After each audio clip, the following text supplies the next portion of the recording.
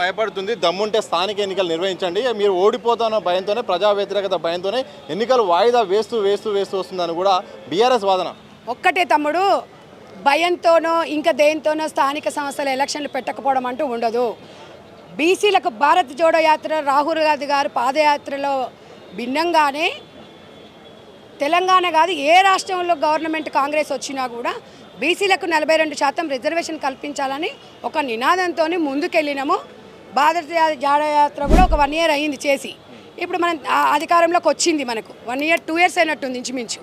అంటే మనం ఇప్పుడు అధికారంలోకి వచ్చిన తర్వాత వాళ్ళకి న్యాయం జరగాలి అన్నప్పుడు రిజర్వేషన్ పరంగా వెళ్ళాలనే ఒక ఆలోచన అయింది తప్ప, ఇది ఇంకో అంతకుముందు మనకు కోడ్ కూడా వచ్చింది, మనకి ఎంపీ ఎలక్షన్స్ ఉండే, అంతే తప్ప చేయొద్దు అని ఆలోచన లేదు. తప్పకుండా నిర్వర్తిస్తాము, అది మా బాధ్యత. అందరికీ న్యాయం జరుగుతుంది. ప్రతి ఒక్క కార్యకర్తను కాపాడుకోవాల్సిన బాధ్యత కాంగ్రెస్ పార్టీ మీద ఉంది. ఇవాళ ప్రతి కార్యకర్తకు గెలుపు దిశగా మేము అందరం కూడా ముందుకెళ్తాము. ఒక్కటే ఈ అవకాశాన్ని తెలంగాణ ప్రజలు మాకు ఇచ్చిర్రు, అవకాశాన్ని మేము దుర్వినియోగం చేసుకోము. వాళ్ళకి న్యాయం జరిగేలాగా మాత్రం డెఫినెట్గా ఉంటాము.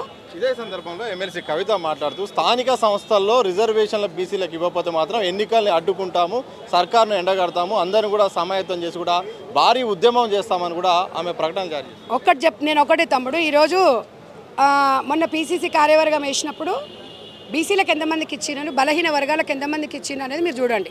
దాన్ని బట్టే స్థానిక ఎలక్షన్లో కూడా న్యాయం జరుగుతుందని మీరు అందరూ అనుకోవాలి. అదేదో కవిత మాట్లాడినంత మాత్రం ఎవడో పట్టించుకుంటాడా? కవిత మాటలు ఒక్కటైనా కరెక్ట్ ఉందా? మీరే చెప్పండి. ఆమె మాటల గురించి కూడా 10 సార్లు అడిపించి తిట్టి ఊక అది చేస్తే లాభం ఏముంది? ఆమెను తిడితే మన తెలంగాణ ప్రజలకు వస్తుంది తమ్మి. బీసీలకు న్యాయం చేసేది మేము కాంగ్రెస్ పార్టీ, బీసీలకు అన్యాయం చేసింది మీరు. మీ పార్టీ అధికారంలో ఉన్నప్పుడు 18% ఇచ్చిరు, మరి మేము అప్పుడు ఉమ్మడి ఆంధ్రప్రదేశ్ 32% 30% ఉండే, మరి మీ న్యాయం చేసినాం, మీరు ఎందుకు తగ్గించిండ్రు? అప్పుడు మీ ఎందుకు మాట్లాడలేదు, నువ్వెందుకు మాట్లాడలేదు, మీ అన్న ఎందుకు మాట్లాడలేదు? కాంగ్రెస్ పార్టీ గురించి మాట్లాడే అర్హత మీకుందా? కాంగ్రెస్ పార్టీ ప్రజల పక్షాన ఉంటుంది, బీసీల పక్షాన ఉంటుంది, బీసీలకు న్యాయం చేస్తుంది. మొన్న ఇచ్చిన మంత్రివర్గంలో కూడా శ్రీహరి గారికి పెద్ద పీటన వేసింది, ఫస్ట్ టైం గెలిచిండు, చరిత్రలో లేదు. మీరు అది తెలుసు కదా మీకు. కాబట్టి బీసీలకు పెద్ద పీటనేసేదే కాంగ్రెస్ పార్టీ. బలహీన వర్గాల కోసం పనిచేస్తుంది, ప్రతి ఒక్కరికి న్యాయం చేస్తుంది, మహిళలకు కానీ ఎవరికైనా కూడా. కాబట్టి వాళ్ళు అన్నది అని కాదు, మేము కాంగ్రెస్ పార్టీ ముందుకు పోతుంది, 100% ఇచ్చిన హామీలు నెరవేరుస్తాము, అన్ని దఫలుగా ముందుకు పోతుంది.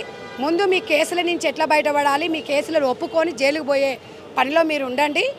ఇవాళ తలా ఒక్కరు, మీ అయ్యే ఫామ్ హౌజు, ఏజే హాస్పిటలు, నువ్వు తిహార్ జైలు, మీ అన్న ఏసీపీ ఆఫీసులు, ఇవన్నీ మీరు తగిన మూల్యం తెలంగాణ ప్రజలకు చెల్లించుకోవాలి. దానికి జవాబుదారి మీరే కాబట్టి మీరు రెడీగా ఉండండి. అంతేగాని నోరేసుకొని ఎట్లా పడితే అట్లా మాట్లాడి ఊరు తిరిగి మాట్లాడితే తాట తీస్తారు.